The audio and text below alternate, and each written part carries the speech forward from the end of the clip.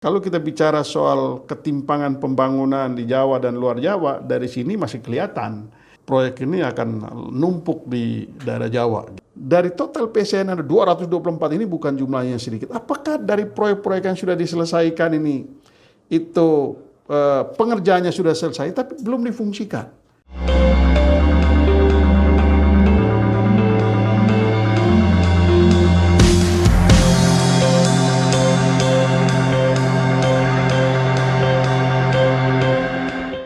Ya, kita kembali lagi dalam podcast Datain.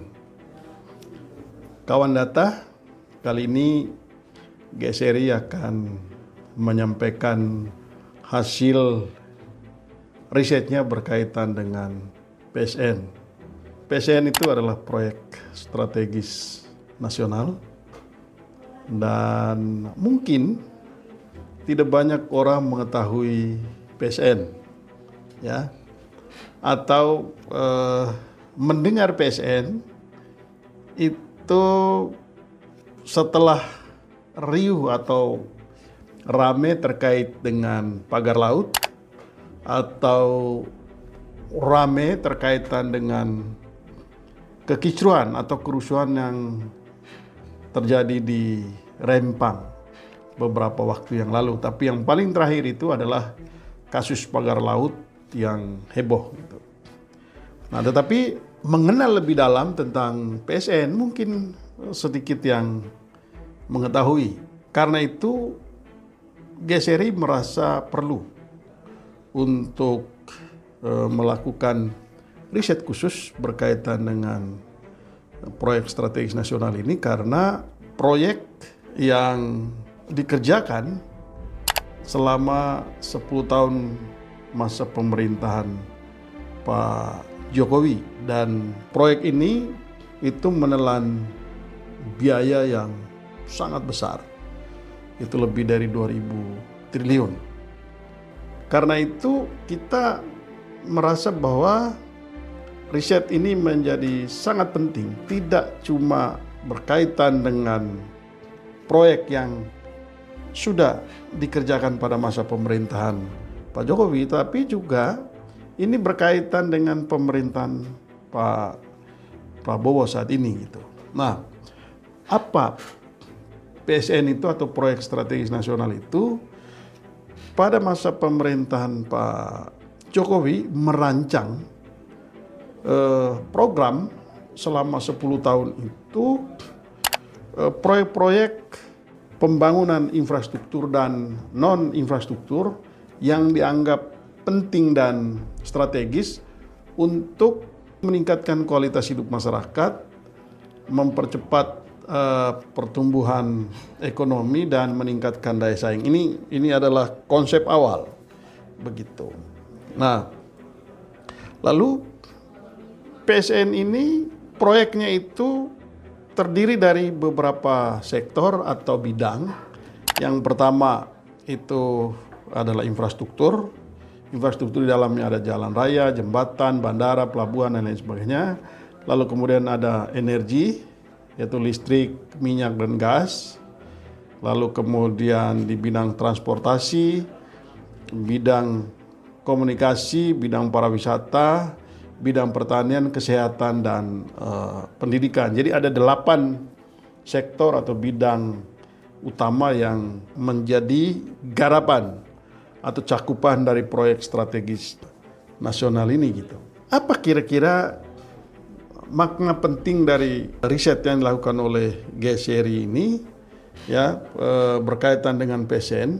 Yang pertama, riset ini bertujuan untuk bisa mengetahui proyek yang menelan biaya yang sangat besar itu kira-kira realisasinya seperti apa, lalu kemudian di sektor-sektor mana saja proyek ini telah dikerjakan, lalu kemudian apakah proyek-proyek yang sudah dihasilkan yang menelan biaya yang sangat besar itu sudah punya dampak. Kalau sudah dijalankan, sudah dilaksanakan, apakah itu punya dampak seperti tujuan awalnya gitu. Riset GSRI berkaitan dengan PSN ini kami sengaja membuatnya karena data dan informasinya begitu banyak dan menurut hemat kami data dan informasi ini sangat menarik dan penting untuk diketahui publik secara lebih lengkap dan detail. Karena itu kami akan mencoba menyajikan hasil riset ini tidak sekali aja. Itu karena kalau kami sajikan semuanya bisa memakan waktu 2 sampai 2,5 jam. Dan itu tentu akan melelahkan kalau kita sampaikan sekaligus. Dan tentu ini akan sulit untuk ditangkap oleh publik. Karena itu untuk bisa diserap informasinya lebih mendalam dan lebih mudah untuk ditangkap, maka kami akan menyajikan hasil risetnya ini nanti dalam beberapa episode gitu ya. Karena kita akan mengumumkan berdasarkan sektor-sektor dari semua sektor yang digarap dalam proyek strategis nasional ini ada 8. Mungkin dari 8 ini kita akan bagi menjadi 4 episode, jadi 2 sektor yang akan kita sampaikan setiap kali podcast berikutnya gitu. Kalau kita bicara soal konsep awal proyek strategis nasional ini dirancang itu untuk dibangun berdasarkan luas wilayah Indonesia dan di mana saja sebetulnya proyek strategis nasional ini akan ditempatkan. Jadi berdasarkan hasil riset ini ditemukan bahwa riset ini dirancang sejak awal untuk berapa wilayah besar di Indonesia. Yang pertama di Pulau Jawa, di seluruh Jawa tentu saja. Lalu kemudian di Pulau Jawa itu ada 93 proyek strategis nasional yang akan dibangun. Lalu kemudian di Sumatera, seluruh Sumatera ya, itu ada 61 proyek yang akan dikerjakan atau dirancang awal. Lalu kemudian di daerah Sulawesi itu mencakup seluruh Sulawesi, ada 27 proyek. Lalu kemudian di seluruh Kalimantan ada 24 proyek. Lalu di Bali Nusa Tenggara, Bali itu mencakup Bali sendiri, lalu kemudian NTB dan NTT itu ada 15 proyek yang direncanakan. Lalu kemudian Maluku, Papua ada 13 proyek gitu. Kalau melihat jumlah proyeknya, kelihatannya memang mayoritas proyek ini ada di daerah Jawa gitu ya. Ada 93 proyek gitu. Kalau kita lihat penumpukan proyek ini memang kelihatan memang proyek akan lebih banyak di Jawa. Dan kalau kita bicara soal ketimpangan pembangunan di Jawa dan luar Jawa, dari sini masih kelihatan proyek ini akan numpuk di daerah Jawa gitu. Sementara di daerah Indonesia Timurnya itu relatif masih sangat kecil. Sementara ketimpangan pembangunan di Indonesia Timur dengan di Barat ini kan masih sangat jomplang. Tapi kalau melihat dari desain proyek strategis nasional ini, kelihatannya di wilayah timur itu juga masih sangat terbatas ya. Bahkan kalau dijumlahkan misalnya Sulawesi, Papua, seluruh Sulawesi, Papua dan Maluku, Bali, Nusa Tenggara, dan Kalimantan itu masih lebih sedikit dari di Pulau Jawa gitu. Jadi ini masih sangat jauh ketimpangannya ya. Coba kita lihat dari sisi anggaran, alokasi anggaran. Ini kita baru bicara soal bagaimana desain proyek strategis nasional ini dibuat gitu. Nah, kalau melihat anggarannya tadi dari sisi jumlah proyeknya mayoritas di daerah Jawa, maka kita lihat anggarannya.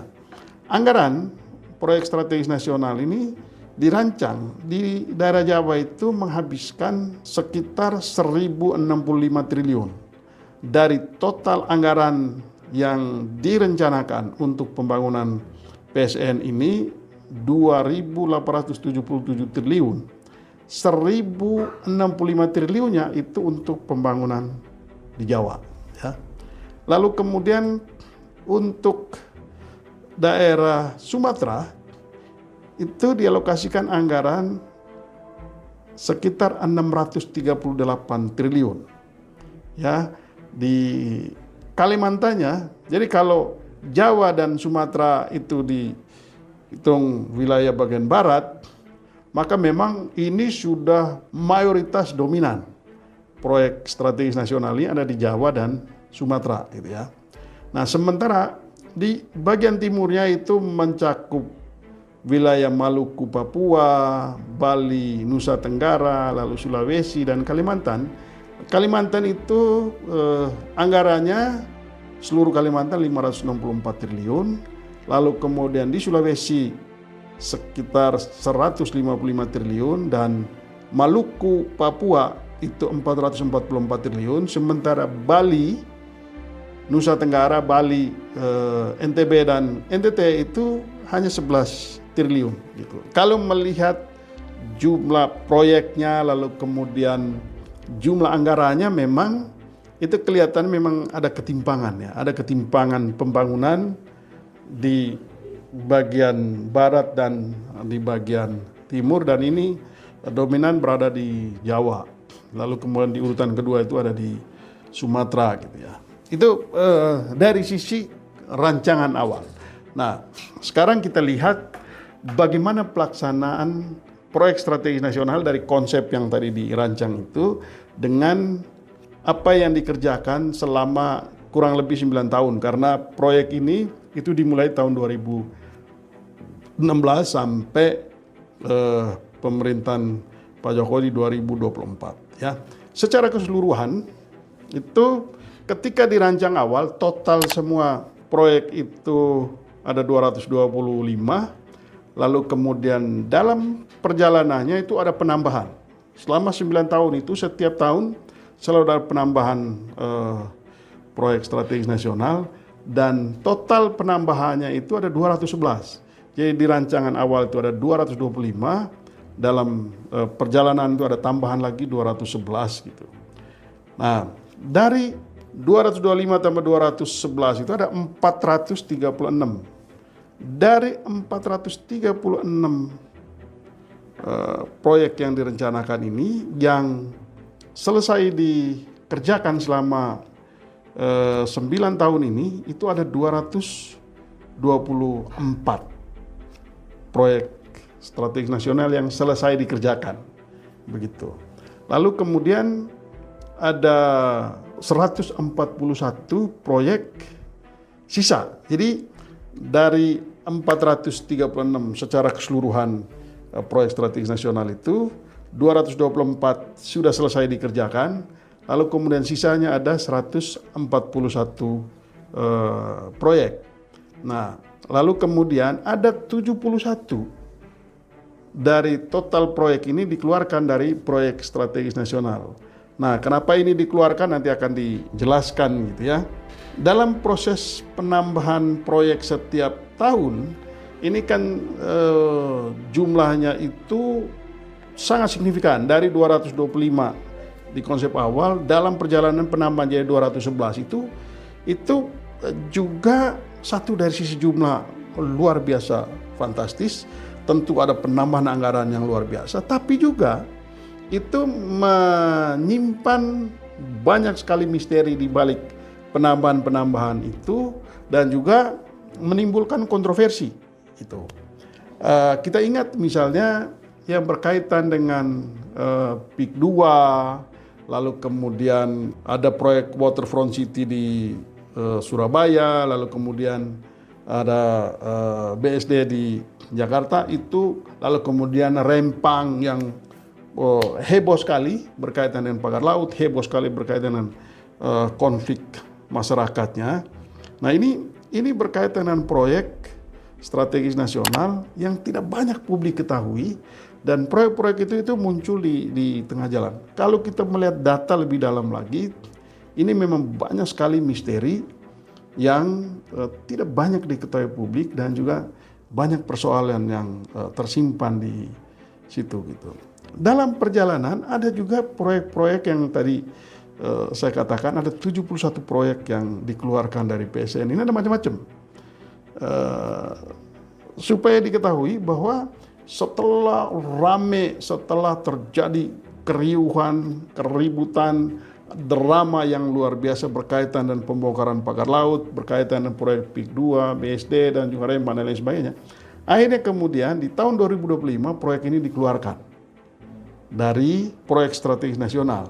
Nah, apakah dengan dikeluarkan dari daftar proyek strategis nasional ini persoalan menjadi selesai? Ya tentu saja tidak. Itu yang tadi saya bilang masih menyimpan persoalan dan masih menyimpan misteri, karena pertanyaannya apakah sudah ada uang negara yang sudah ditanam di situ. Kalau itu adalah proyek swasta, murni swasta, lalu kemudian pertanyaannya kenapa negara terlibat di situ, lalu kemudian kalau sudah ada anggaran negara yang sudah masuk ke situ, lalu kemudian sekarang sudah dicabut, lalu pertanyaan seperti apa. Jadi itu banyak misteri di balik itu semua. Tapi nanti kita akan bahas per sektor dalam episode-episode kita berikutnya gitu. Nah, kalau kita melihat setiap tahun, tadi ada 224 yang selesai dihitung sampai tahun 2024 gitu ya. Per tahunnya itu bisa kita lihat luar biasa ya. Di tahun 2016 ada 20 proyek strategis nasional yang bisa diselesaikan, dan total anggaran yang dilokasikan untuk 20 proyek strategis nasional itu adalah 33,3 triliun. Lalu kemudian di 2017 ada 10 proyek strategis nasional yang selesai, tapi anggarannya itu 2 kali dari tahun 2016, itu 61,5 triliun. Di 2018 dia meningkat lagi sangat signifikan, ada 32 proyek yang diselesaikan dan anggaran atau nilai investasinya itu 207 triliun.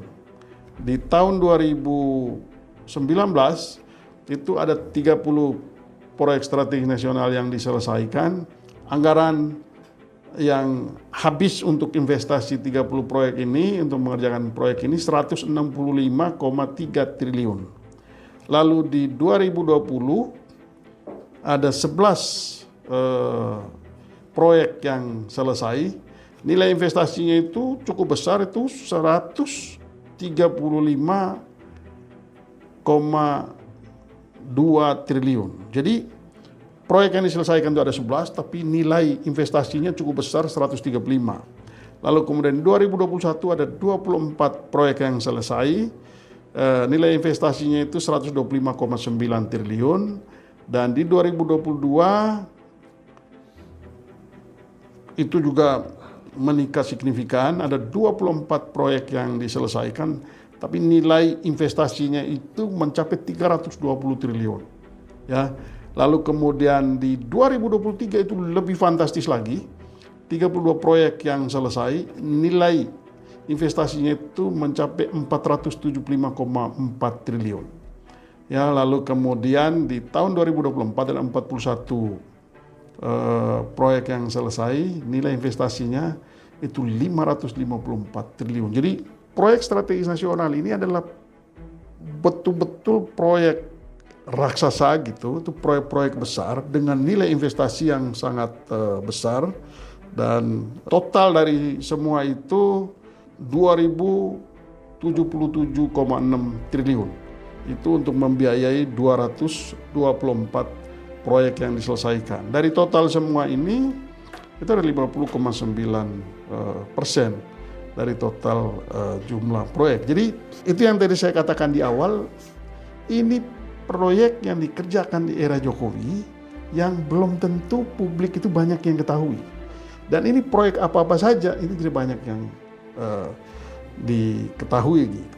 Nah ini kalau kita lihat data per tahunnya ya. Nah lalu kemudian kita masuk lagi, kalau kita masukin ke itu sektor apa-apa saja dari proyek-proyek yang telah dihasilkan dari 224 tadi itu, di dalam sektornya itu sektor apa saja. Nah kalau melihat dari 8 sektor yang ingin dikerjakan dalam proyek strategis nasional ini, kita lihat yang paling besar itu urutan pertama ada di sektor pembangunan infrastruktur untuk transportasi. Jadi total semua dari total proyek itu ada 93 proyek yang selesai di tahun 2016 sampai 2024 itu berkaitan dengan pembangunan infrastruktur transportasi. Jadi memang ini pemerintahan Pak Jokowi ini orang bilang ini adalah presiden infrastruktur karena memang kelihatan dari data ini menunjukkan bahwa memang mayoritas itu proyek strategis nasional itu di transportasi, infrastruktur transportasi sebesar 93 gitu. 93 proyek. Itulah kenapa kita lihat di mana-mana ada jalan tol, lalu kemudian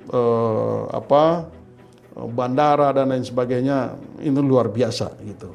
Nah, lalu kemudian di urutan yang kedua ini adalah bidang ketahanan pangan. Itu ada 53 proyek di bidang ketahanan pangan. Di urutan keempat itu adalah pembangunan industri prioritas dan kawasan ekonomi khusus. Itu ada 41. Lalu kemudian di urutan yang keempat itu adalah energi dan kelistrikan. Nah begini, ini menarik sekali. Dengan data ini, itu pertanyaan penting kita kalau pembangunan infrastruktur transportasi mungkin mudah sekali kita lihat karena jalan tol dari Jakarta sampai tembus ke Jawa, di mana-mana ada jalan tol dan lain sebagainya, itu mudah sekali kita lihat.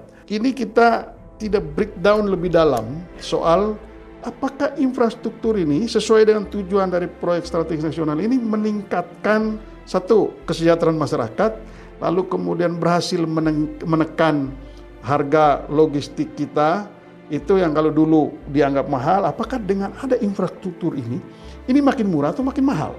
Nah, kajian ini akan disampaikan per sektor nanti itu di dalam podcast kita berikutnya gitu. Nah, jadi tapi fakta bahwa ini urutan pertama tadi infrastruktur, lalu urutan kedua bidang ketahanan pangan. Nah, ini juga pertanyaannya, apakah pembangunan proyek strategis nasional di bidang ketahanan pangan ini memang hasilnya itu membuat kita swasembada pangan atau enggak? Gitu. Dan berapa besar peningkatan selama 10 tahun ini?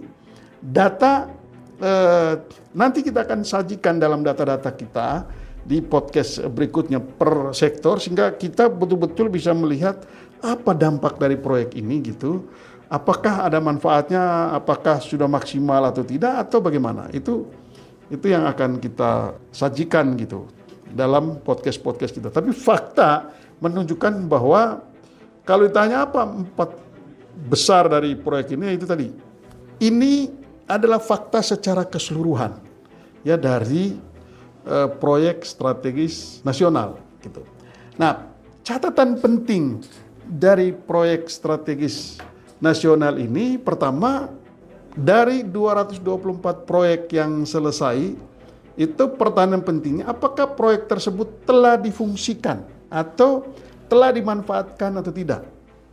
Lalu kemudian yang kedua, apakah telah berkontribusi bagi peningkatan kesejahteraan masyarakat atau tidak? Gitu ya. Lalu kemudian pertanyaan yang lain, dari proyek-proyek yang sudah diselesaikan, apakah ada proyek dari total PCN ada 224 ini bukan jumlahnya sedikit. Apakah dari proyek-proyek yang sudah diselesaikan ini itu pengerjaannya sudah selesai tapi belum difungsikan? Gitu. Jadi ini banyak pertanyaan. Misalnya ngambil contoh, ada banyak sekali pada era Pak Jokowi itu membangun waduk misalnya. Pertanyaan, apakah waduk itu sudah mengakhiri persawahan atau tidak? Apakah waduk-waduk itu sudah dipakai untuk kebutuhan masyarakat atau waduknya sudah dibangun tapi belum diapa-apakan gitu. Jadi ini proyek, belum lagi misalnya catatan berikutnya soal yang sisa 141. Apakah 141 proyek ini statusnya mangkrak begitu Kalau mangkrak tentu kenapa, atau proyek ini sama sekali tidak dikerjakan. Ini kan banyak sekali pertanyaan-pertanyaan gitu. Lalu kemudian ada juga proyek yang dikeluarkan dari PSN. Pertanyaannya kemudian jadi ada dua. Ada proyek yang dikeluarkan sebelumnya sudah mulai dikerjakan atau sudah dikerjakan tapi belum selesai. Begitu, lalu kemudian ada proyek yang karena kontroversi lalu kemudian dikeluarkan, ada proyek yang karena tidak memenuhi syarat lalu kemudian dikeluarkan. Jadi ini ada 3 hal yang tentu lagi-lagi menyimpan persoalan yang perlu sekali untuk dievaluasi supaya ini menjadi pelajaran penting bagi pemerintahan berikutnya gitu. Pertanyaan-pertanyaan ini nanti akan di breakdown lebih dalam di dalam hasil dari podcast kita yang berikutnya begitu. Dan di bagian awal ini memang sengaja kita sampaikan garis besar dari program ini karena begini. Ini kita sampaikan di awal karena ada 77 proyek strategis nasional yang sudah ditetapkan melalui peraturan Presiden nomor 12 tahun 2025. Artinya apa? Ada 77 proyek strategis nasional yang dikerjakan oleh pemerintahan Prabowo. Nah, pertanyaan pentingnya, apakah sudah dievaluasi proyek-proyek strategis nasional yang sudah dibuat sebelumnya? Begitu. Nah, lalu kemudian sejauh mana efektivitas dari proyek itu? Nah, jangan sampai misalnya dari 77 PSN yang akan dikerjakan oleh pemerintahan sekarang itu adalah 48 proyek itu merupakan carry on dari proyek-proyek sebelumnya begitu. Lalu kemudian ada 29 yang baru. Riset ini sangat membantu selain mengevaluasi proyek sebelumnya, tapi juga ini menjadi catatan penting bagi pemerintahan yang akan datang. Ada 2 hal yang sangat penting.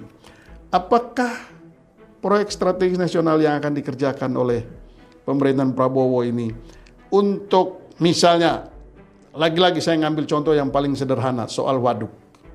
Apakah proyek strategis nasional yang dibuat oleh pemerintahan Prabowo sekarang ini itu melanjutkan proyek yang berkait misalnya dengan waduk?